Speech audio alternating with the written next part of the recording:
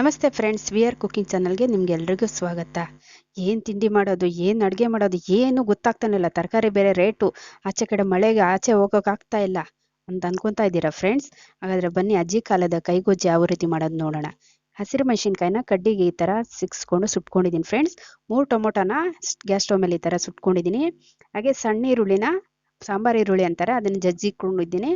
ಹಾಗೆ ಬೆಳ್ಳುಳ್ಳಿನ ಜಜ್ಜಿಟ್ಕೊಂಡಿದ್ದೀನಿ ಫ್ರೆಂಡ್ಸ್. ಇಲ್ಲಿ ಕೊತ್ತಂಬರಿ ಸೊಪ್ಪು ಸ್ವಲ್ಪ ಸೇರಿಸ್ಕೊಂಡಿದ್ದೀನಿ ಫ್ರೆಂಡ್ಸ್. 1 ಗ್ಲಾಸ್ ನೀರನ್ನ ಒಂದು ಬಟ್ಲಿಗೆ ಸೇರಿಸ್ಕೊಂಡು, 1 ನಿಂಬೆ ಗಾತ್ರದ ಹುಣಸೆಹಣ್ಣನ್ನು ನೆನೆಸ್ಕೊಂಡು, ಹಾಗೆ ರುಚಿಗೆ ತಕ್ಕಷ್ಟು ಉಪ್ಪು ಸೇರಿಸ್ಕೊಂಡು ಈ ಥರ ಹುಣಸೆಹಣ್ಣು ಕಿವುಚ್ಕೊತಾ ಇದ್ದೀನಿ ಫ್ರೆಂಡ್ಸ್.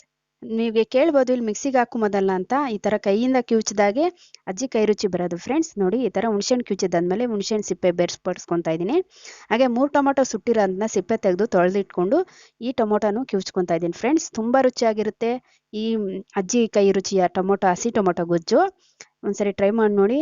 ಈ ಥರ ನೋಡಿ ಸಿಪ್ಪೆ ಬೇರ್ಪಡಿಸ್ಕೊಳ್ಳಿ. ಹಾಗೆ ವಿ ಆರ್ ಕುಕಿಂಗ್ ಚಾನಲ್ ದಯವಿಟ್ಟು ಎಲ್ಲರೂ ಸಬ್ಸ್ಕ್ರೈಬ್ ಮಾಡ್ಕೊಳ್ಳಿ ಫ್ರೆಂಡ್ಸ್. ಸುಟ್ಟಿರೋ ಅಂಥ ಹಸಿರು ಮೆಣಸಿನ್ಕಾಯಿನ ಈ ಥರ ಕಿವುಚ್ಕೊತಾ ಇದ್ದೀನಿ. ನಿಮ್ಮ ಖಾರಕ್ಕೆ ಅನುಗುಣವಾಗಿ ಸೇರಿಸ್ಕೊಳ್ಳಿ. ನಾನು 5 ರಿಂದ 6 ಸೇರಿಸ್ಕೊಂಡಿದ್ದೀನಿ. ಹಾಗೆ ಸ್ವಲ್ಪ ನೀರು ಸೇರಿಸ್ಕೊಂಡಿದ್ದೀನಿ, ಒಂದು ಅರ್ಧ ಗ್ಲಾಸ್ ಅಷ್ಟು ಫ್ರೆಂಡ್ಸ್. ಹಾಗೆ ಜಜ್ಜಿರೋ ಅಂಥ 5-6 ಎಸಳು ಬೆಳ್ಳುಳ್ಳಿ ಸೇರಿಸ್ಕೊಂಡಿದ್ದೀನಿ. ಹಾಗೆ ಕೊತ್ತಂಬರಿ ಸೊಪ್ಪನ್ನ ಹಚ್ಚಾಕಿಲ್ಲ ಫ್ರೆಂಡ್ಸ್, ಈ ಥರ ಕಿವುಚ್ಕೊತಾ ಇದ್ದೀನಿ. ತುಂಬ ರುಚಿಯಾಗಿರುತ್ತೆ ಈ ಥರ ಕಿವುಚೋದ್ರಿಂದ.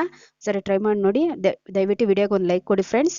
ಹಾಗೆ ಜಜ್ಜಿರೋ ಅಂಥ ಈರುಳ್ಳಿ ಸೇರಿಸ್ಕೊಂಡು ಒಂದ್ಸರಿ ಮಿಕ್ಸ್ ಮಾಡಿದ್ರೆ ಅಜ್ಜಿ ಕೈ ರುಚಿಯ ಹಸಿ ಗೊಜ್ಜು ರೆಡಿ ಆಗಿರುತ್ತೆ ಫ್ರೆಂಡ್ಸ್. ತುಂಬ ರುಚಿಯಾಗಿರುತ್ತೆ. ನೀವು ಒಂದ್ಸರಿ ಟ್ರೈ ಮಾಡಲೇಬೇಕು.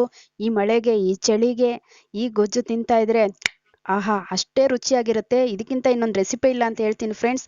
ಸ್ವರ್ಗಕ್ಕೆ 3 ಗೇಣು. ಬಿಸಿ ಬಿಸಿ ಅನ್ನಕ್ಕೆ ಜೊತೆಗೆ ತಿಂತಾ ಇದ್ರೆ, ಸ್ವಲ್ಪ ಅನ್ನ ತಿನ್ನೋರು ಕೂಡ ತಟ್ಟೆ ಅನ್ನ ತಿಂತಾರೆ ಫ್ರೆಂಡ್ಸ್.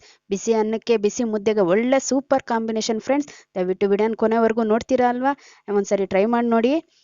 ಇನ್ನಷ್ಟು ಈಸಿ ರೆಸಿಪಿಯೊಂದಿಗೆ ನಿಮ್ಮೊಂದಿಗೆ ಇರ್ತೀನಿ. ಅಲ್ಲಿವರೆಗೂ ಧನ್ಯವಾದಗಳು. Thank you for watching.